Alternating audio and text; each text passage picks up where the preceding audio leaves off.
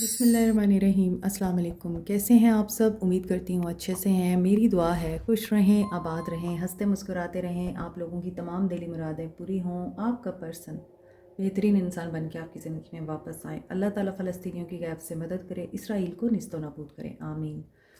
देखते हैं आज आपके पर्सन की क्या एनर्जीज़ हैं। Stay positive. आपके पर्सन किस एनर्जी में है आज हम ये देखेंगे।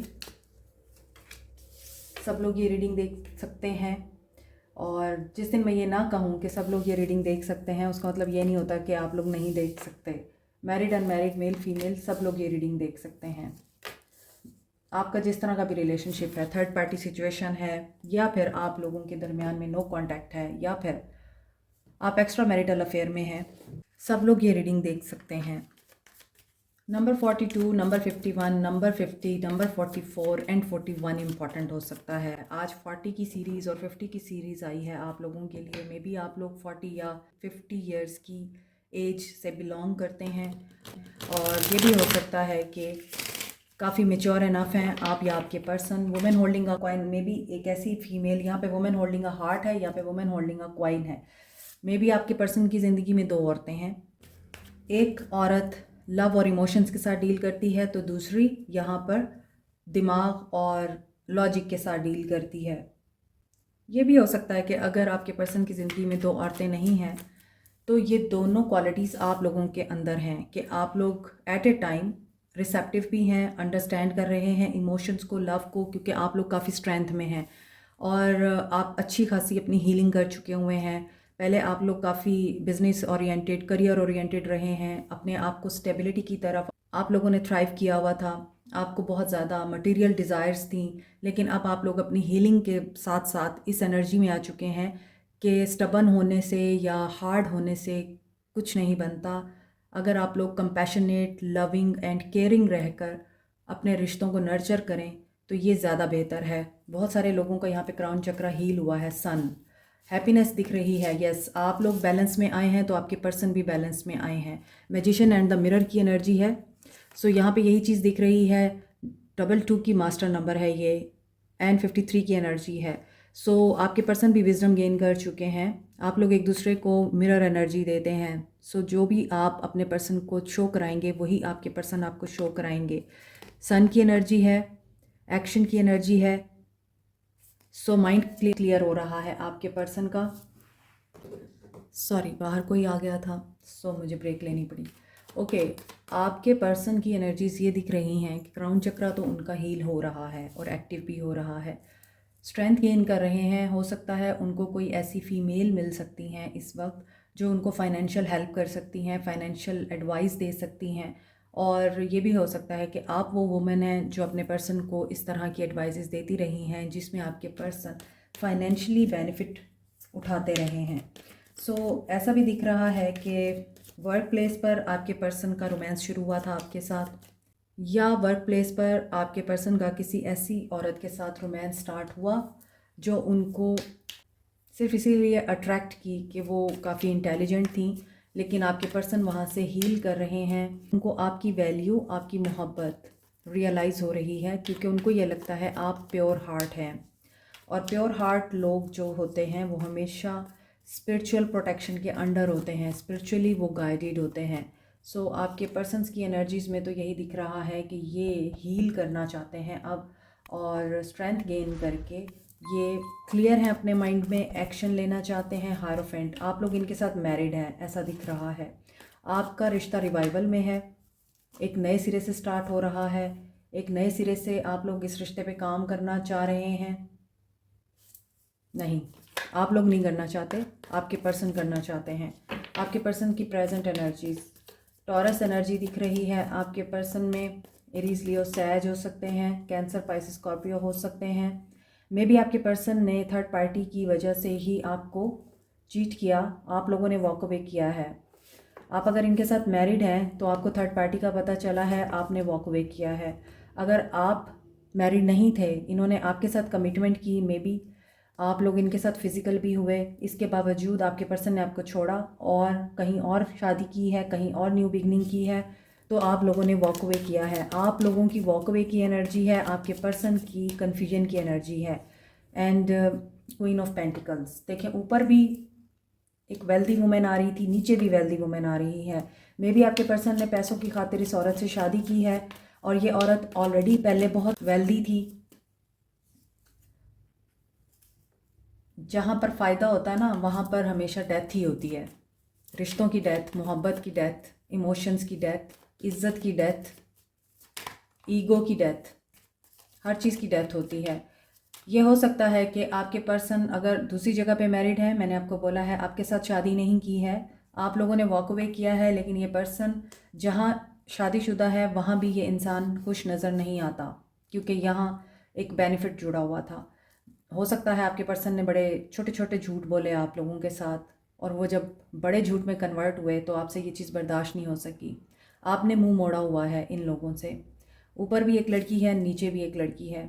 आप लोगों ने इनसे जैसे ही मुंह मोड़ा है, आप लोगों के लिए सक्सेस के दरवाजे ओपन हुए हैं, आप लोगों की ग्रोथ हुई है, आप लोगों ने बहुत कुछ अपनी ज़िंदगी में अचीव किया है। इस इंसान के जाने के बाद आप लोगों में स्ट्रेंथ आई है, करेज आई है, आप लोगों में बोल्डनेस आई है। इस टाइम आप अपनी ज़िंदगी के टॉप पर हैं। आप अपनी ज़िंदगी की सबसे बड़ी सेलिब्रेशन को एंजॉय कर रहे हैं। या तो आप पब्लिक फिगर हैं, पब्लिक आई में हैं, मे बी आप लोग पब्लिक स्पीकर हैं, कोई कामयाबी आपको हासिल हुई है, लक ने आपका साथ दिया है उस वक्त जब ये इंसान आपके साथ नहीं था। और अगर आप मैरिड हैं तो भी ऐसा दिख रहा है कि आपके साथ इस इंसान का ताल्लुक़ रिवाइवल की बजाय मज़ीद ख़राब होता जा रहा है। और डेफिनेटली आपका फोकस आपकी अपनी ज़ात हो चुकी है, मून, क्योंकि अब आप इस इंसान के झूठ के ऊपर ट्रस्ट नहीं कर सकते। अब आप इस इंसान को मज़ीद अपने आप को यूज़ नहीं करने देना चाहते, चाहे सिचुएशन कोई भी है आप लोगों की। लेकिन आप लोग इस इंसान पे ट्रस्ट नहीं करते, आप लोगों को डाउट है, आप लोग समझते हैं कि ये इंसान आपको हमेशा बेवकूफ़ बनाता है, अपनी बातों के ज़रिए आप लोगों को कंफ्यूज करता है और बैलेंस नहीं क्रिएट कर पाता आपके और अपने दरमियान, या अपनी बाकी रिस्पॉन्सिबिलिटीज़ और आपके दरमियान। सो इस वजह से आप इस इंसान को ट्रस्ट नहीं करते। कैप्रिकॉन, टॉरस, वर्गो, एरीज, लियो, सैज, कैंसर, पाइसिस, स्कॉर्पियो। स्कॉर्पियो की एनर्जी बड़ी स्ट्रॉन्ग है, ये कल की भी थी, कल भी डेथ की एनर्जी आ रही थी, लेकिन वो डेविल के साथ आ रही थी। लेकिन आज की एनर्जी में डेथ की एनर्जी आ रही है। मे बी जो पैशन था आप लोगों के बीच में एक दूसरे के लिए, वो ख़त्म हो गया है। आपकी प्रायोरिटीज़ डिफरेंट हो चुकी हुई हैं। आपके पर्सन इनसिक्योर हैं, आपके पर्सन बहुत डाउट में दिखते हैं आपके लिए भी। यहाँ पे क्राउन चक्रा की एनर्जी थी, मुझे लग रहा था कि आपके पर्सन अब हील होकर आपकी तरफ आना चाह रहे हैं, लेकिन ये पर्सन एम्परर की एनर्जी में है। तो हो सकता है कि आप दोनों ही पावरफुल पोजीशन पे हैं, अथॉरिटी में हैं, आप दोनों ही अपनी लाइफ में इतना अच्छा कर रहे हैं कि आप दोनों की पर्सनैलिटीज़ एक दूसरे के साथ क्लैश करती हैं। एक म्यान में दो तलवारें नहीं रह सकती। आप खुद अगर बॉस हैं तो ये भी बॉस हैं, ये चाहते हैं मेरी चले, आप चाहते हैं मेरी चले। सो मे बी आपके पर्सन की ईगो डेथ हो रही है। आप या आपके पर्सन हर्ट नज़र आते हैं, और दोनों में से कोई एक रिवेंज का भी सोच रहा है, एक दूसरे से रिवेंज लेने के बारे में भी सोच रहे हैं। हर्ट बहुत ज़्यादा है। ओके, आपके पर्सन इस वक्त रिवेंज का नहीं सोच रहे, मे बी आप लोग रिवेंज का सोच रहे हैं इनसे कि नहीं, अब इसको मैंने बताना है कि मैं क्या हूँ। सो यहाँ पे जस्टिस और नाइट ऑफ कप्स की एनर्जी है। मैंने आपको बोला है कि ये इंसान ईगो डेथ से गुजर रहा है। एम्परर था पहले, लेकिन इसने अपने गार्ड डाउन कर लिए हैं। मे बी आप लोग मनी इशूज़ के साथ डील कर रहे हैं, कोई इनहेरिटेंस भी मिलनी है, कोई मनी इशू है। सो ये भी हो सकता है आप इस वक्त जहाँ जिस करियर को ऑप्ट किए हुए हैं, जो काम कर रहे हैं, आप वहाँ पे हैप्पी नहीं हैं, आप छोड़ना चाहते हैं। मे बी आप जॉब छोड़ना चाहते हैं, घर को सेल करना चाहते हैं, रिपेयर करना चाहते हैं। चेंज ऑफ करियर भी मुझे दिख रहा है कुछ लोगों के लिए। लेकिन रिलेशनशिप में देखा जाए तो ऑब्सेसिव एनर्जी दिखती है। या तो आपके पर्सन अब आपको बार बार कॉल करेंगे, टेक्स्ट करेंगे, लेकिन फिर एकदम से गायब हो जाएंगे। कंटिन्यूटी नहीं है आपके पर्सन की एनर्जी में। हीलिंग जब तक नहीं होती ना, तो फिर इस तरह के पैटर्न चलते रहते हैं। एक लाइफ साइकिल है जो कि बार बार रिपीट होता है, मगर उस लाइफ साइकिल में जो नेगेटिव पैटर्न्स होते हैं हमने उनको रिमूव करना होता है, और रूम क्रिएट करना होता है पॉजिटिविटी के लिए, रूम क्रिएट करना होता है हमने प्रॉस्पेरिटी के लिए। बिल्कुल उसी तरह जैसे हम बंद कमरों में रहें तो हमें सफोकेशन होने लगती है, तो हम खुली हवा में जाते हैं। तो लाइफ भी ऐसे ही होती है कि लाइफ में अगर आपकी कोई नेगेटिविटी आ गई है, कोई टॉक्सिक रिलेशनशिप आ गया है, तो उसको आपने हील करना है और मूव ऑन करना है आपने, ताकि आपके लिए पॉजिटिव रिलेशनशिप की और हेल्दी रिलेशनशिप की जगह बने। सो आप तो अब ऐसा रिलेशनशिप चाहते हैं जो आपको खुशी दे, पीस दे, आप लोगों की एनर्जी ये दिखती है। लेकिन यहाँ पे एक चीज़ ये भी दिखती है कि ईगो, फियर या फिर वेल्थ इशू, ये चीज़ें भी आप लोगों के रिश्ते को ख़राब कर रही हैं। और आपके पर्सन ये देखते हैं कि आप उनके साथ डील नहीं करना चाहते, वो तो डील करना चाहते हैं। तो उनको ये एनर्जी आपकी तरफ से मिलती है कि आप कंट्रोल करने की कोशिश कर रहे हैं उनको। स्प्रेड द विंग्स, कल की एनर्जी भी यहाँ पे कंटिन्यू हो रही है। सो सिचुएशन को कंट्रोल करने का कोई फ़ायदा नहीं होगा। आपके पर्सन ईगो हो, वेल्थ का कोई इशू हो या फिर पर्सनालिटी के कोई इश्यूज़ हों, जब तक इन चीज़ों से दूर नहीं होंगे, मटेरियल वर्ल्ड से दूर नहीं होंगे, तब तक वो रिफॉर्म नहीं होंगे। क्योंकि डेथ ये भी बताता है कि आप बिल्कुल न्यू बॉर्न बेबी की तरह हैं, पाक साफ, प्योर, इनोसेंट। तो न्यू बॉर्न बेबी उसी वक्त ही इंसान बनता है जब वो हर तरह की गंदगी और गलाजत से पाक हो जाता है। जब हम किसी स्पिरिचुअल जर्नी पे जाते हैं तो बहुत से लोगों का ये मानना है कि हम लोग बिल्कुल न्यू बॉर्न बेबी की तरह नीट एंड क्लीन होके आते हैं स्पिरिचुअल जर्नी के बाद। जैसे हम किसी स्पिरिचुअल प्लेस का अपने विज़िट करते हैं, उसके बाद हम नीट एंड क्लीन होके वहाँ से आते हैं।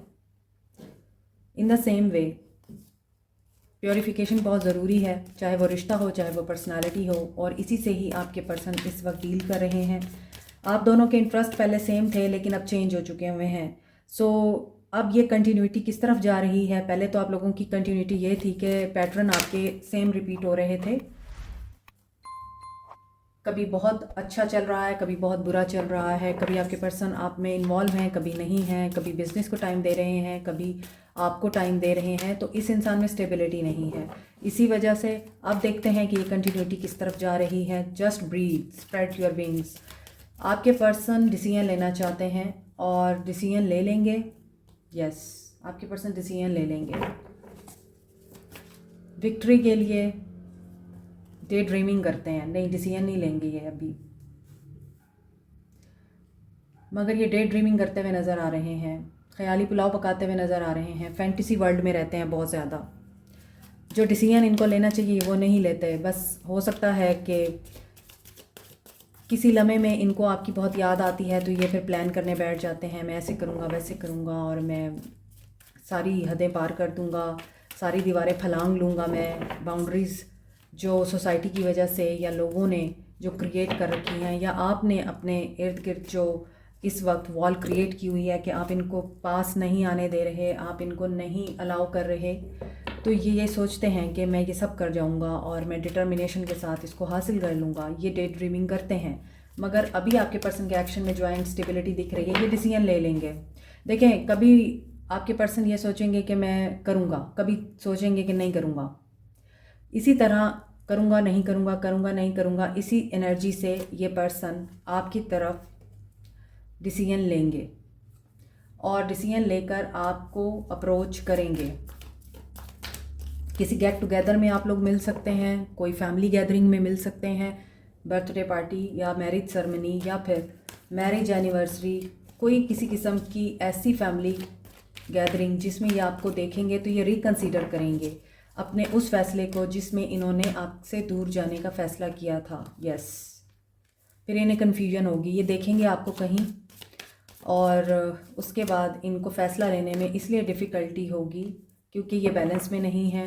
इंट्यूशन आपकी गाइड करेगी, किसी से काउंसलिंग ले सकते हैं और वो इनको गाइड कर सकता है कि देखिए, मैंने आपको बताया है, लव से जितना आप अपने आप को कामयाबी के रास्तों पे पहुंचा सकते हैं ना, पेशेंस, लव एंड केयर, आप गुस्से से, नफ़रत से, रिवेंज के जज्बात से नहीं पहुंच सकते।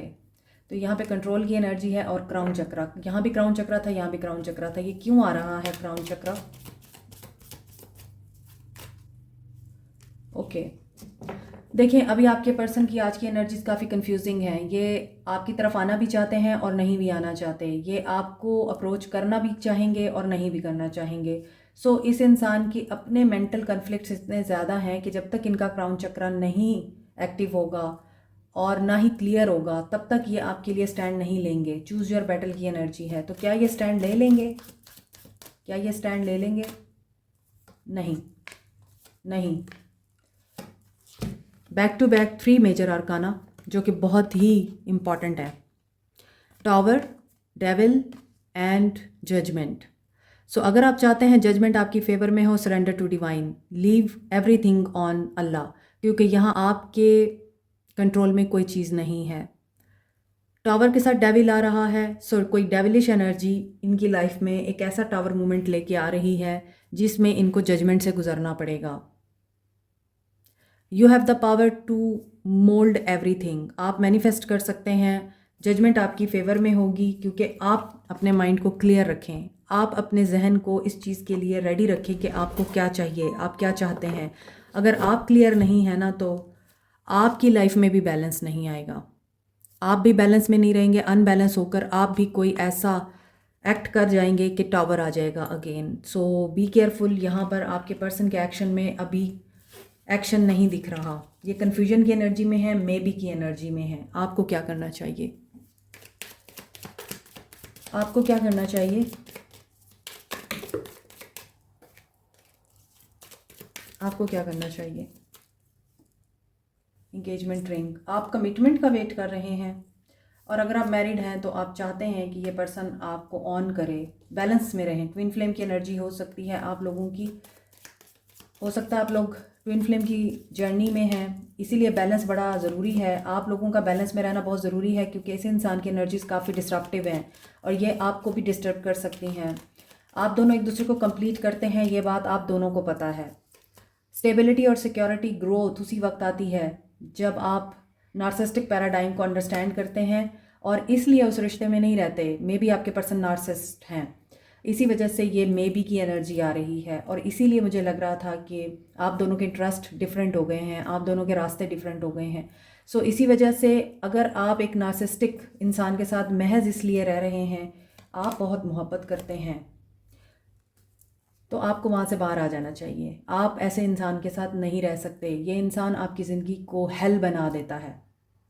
और जो लोग मुझसे पर्सनल रीडिंग लेते हैं वो मेरी जनरल रीडिंग्स भी देखते हैं, उनको आइडिया हो रहा होगा मैं किन के बारे में बात कर रही हूँ, क्योंकि मेरे जो पर्सनल क्लाइंट्स हैं उनमें कई लोगों के पार्टनर्स एंड पर्सन्स नार्सिसिस्ट हैं, और वो किस तरह की ज़िंदगी से इस वक्त डील कर रहे हैं और उनकी लाइफ किस कदर मसाइल का शिकार है, ये वो बहुत अच्छी तरह जानते हैं। दैट्स वाई नार्सिसिस्ट लोगों के साथ रहना आसान काम नहीं है, चाहे वो औरत हो या मर्द हो। और आप लोगों की तरफ से हमेशा अच्छा होता है और उनकी तरफ से हमेशा आपको गिल्ट में डाला जाता है। हर चीज़ का कसूरवार आपको ठहराया जाता है, इल्ज़ाम आपके ऊपर आता है। लड़ेंगे वो, लेकिन कसूरवार आप हैं कि आपने उनको ट्रिगर किया और उन्होंने आपसे लड़ाई की। आप उनको अनकंडीशनल लव देंगे, वो इस चीज़ को बर्दाश्त नहीं कर पाएंगे कि आप इतने अच्छे कैसे हो सकते हैं।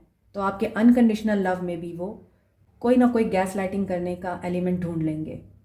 और आपकी जो एक अनकंडीशनल नेचर है, सॉफ्ट काइंड नेचर है, आप बहुत खलूस के साथ उनके लिए ट्रे में मोहब्बत लेके खड़े होते हैं, और वो जिस तरह आपके मुंह पे उसको दे मारते हैं तो आप एकदम से सोचते हैं मैंने ऐसा क्या किया, मैंने तो कुछ नहीं किया था।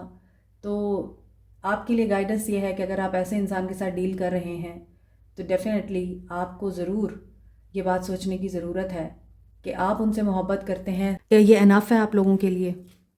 वन साइडेड रिलेशनशिप इनफ है आप लोगों के लिए, जिसमें आपको कुछ नहीं मिल रहा, आपकी कोई जिम्मेदारी नहीं उठाई जा रही, और आपको सिर्फ हर बुराई का इल्ज़ाम दिया जा रहा है, हर बुरे एक्ट का इल्ज़ाम दिया जा रहा है।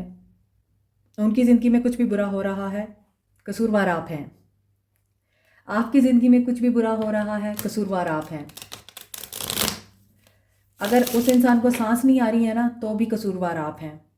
तो प्लीज़ अंडरस्टैंड कीजिए इस चीज़ को और डिसाइड कीजिए कि क्या वाकई आप ऐसे इंसान को चाहते हैं, क्या आप चाहते हैं वाकई ये मज़ीद आपकी ज़िंदगी को तबाह करे। Come on. 1980s का दौर नहीं जा रहा ये, दिस इज़ 21st सेंचुरी और ये 2024 है। Know your self worth. आप अपने बारे में जो परसेप्शन रखते हैं ना, आप उससे ज़्यादा हैं। तो अपनी वेल बीइंग को फोकस कीजिए, अपनी वेल बीइंग का ख्याल रखिए और किसी एक इंसान की वजह से अपने आप को तबाह मत करें। और मुझे बड़ी खुशी होती है जब मुझे कमेंट्स पढ़ने को मिलते हैं, जब मुझे इनबॉक्स में बहुत सारे ऐसे मैसेजेस आते हैं कि लोग मुझे ये बता रहे होते हैं कि हम बहुत अरसे से आपकी रीडिंग्स देख रहे हैं और जब हमने ये रीडिंग्स देखना शुरू की थी तो हम टोटली डिस्ट्रॉयड थे। हम इस तरह की एनर्जी में थे कि हमें लगता था अब हम जी नहीं पाएंगे। लेकिन आपकी रीडिंग्स देख देख के, आपकी गाइडेंस को सुन सुन के आज हम इस मकाम तक पहुँचे हैं कि हम आपका थैंक यू करते हैं कि आपने हमें इतनी अच्छी गाइडेंस दी है अपनी जर्नल रीडिंग्स के थ्रू, पर्सनल रीडिंग्स के थ्रू। और आज हम अपनी लाइफ में उस मकाम को अचीव करने के काबिल हो गए हैं जहाँ पर लोग आज हमें सराहते हैं, इज़्ज़त करते हैं, प्यार करते हैं और हमारी केयर करते हैं। तो मुझे बहुत अच्छा लगता है कि मेरी रीडिंग्स की वजह से आप लोग एटलीस्ट अपनी लाइफ में पॉजिटिविटी ला रहे हैं, आगे बढ़ रहे हैं और अपने आप को स्ट्रेंथन करके अपने आप को सेल्फ मेड बना रहे हैं। ये मेरे लिए बड़ी अच्छी और खुशी की बात है कि आप लोगों को हमारी गाइडेंस एक अच्छा इंसान और कामयाब इंसान बना रही है। थैंक यू सो मच आप लोगों के प्यार का और मोहब्बतों का। बहुत अच्छा लगता है, ऐसे फीडबैक दिया करें और ऐसे ही मुझे बताया करें कि आप लोगों की ज़िंदगी किस तरह से बदल रही है। बहुत अच्छा लगता है कि हमारी वजह से किसी एक इंसान की भी ज़िंदगी अगर संवर जाए तो इससे बड़ी क्या बात होगी। हिदायत तो अल्लाह की तरफ से आती है, हम तो सिर्फ कोशिश करते हैं। सो आपको मज़ीद क्या करना चाहिए? फ्रीडम, अपना फ्रीडम कंप्रोमाइज़ नहीं करना आपने। Get ready for a positive change. और आप बहुत अच्छी तरीके से समझ चुके हैं, ट्रूथ को रियलाइज़ कर चुके हैं, असेंट कर रहे हैं आप, ठीक है। यूनिटी, रिजेक्शन किस्सा पारीना हो चुकी है। इस एनर्जी में जो भी है बाहर निकल आए। जो आपको रिजेक्ट करता है कसूरवार वो है, आप में कोई कसूर नहीं है। कमी उन में है जो आपको ठुकराते हैं, आप में नहीं। जिन्होंने 100% अपना आप किसी को सौंप दिया, किसी को दे दिया। कमज़ोर, कमतर, कमज़र्फ वो हैं जो बेलौस मोहब्बत को कबूल नहीं कर पाए, क्योंकि उनकी एनर्जी नहीं थी ऐसी, क्योंकि उनका जो कशकोल था वो ऑलरेडी नफ़रत से, धोखे से, झूठ से भरा हुआ था।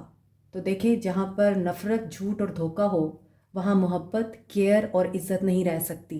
पल्ला हमेशा मोहब्बत का भारी होता है, नफ़रत का नहीं। और धोखा हमेशा धोखे को अट्रैक्ट करता है, इज़्ज़त को नहीं, ठीक है। तो इसलिए आपने इस रिजेक्शन की एनर्जी से बाहर आ जाना है। अपने आप को तबाह होने से बचाइए, असेंड करें, बैलेंस करने की कोशिश करें खुद को और अपनी लाइफ के ऊपर फोकस करें। आपकी हायर स्पिरिट आपको कॉल कर रही है, उसकी सुने। Like, share, subscribe, comment, press the notification button, bell icon also. Thank you so much, take care, bye.